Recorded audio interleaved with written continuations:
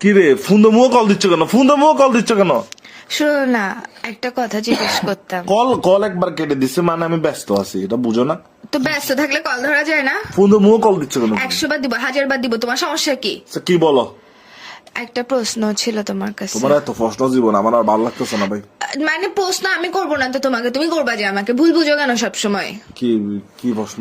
প্রশ্ন হচ্ছে তুমি আমাকে জিজ্ঞেস করবা যে তোমার মধ্যে কি ট্যালেন্ট আছে, এটা তুমি আমাকে জিজ্ঞেস করবা।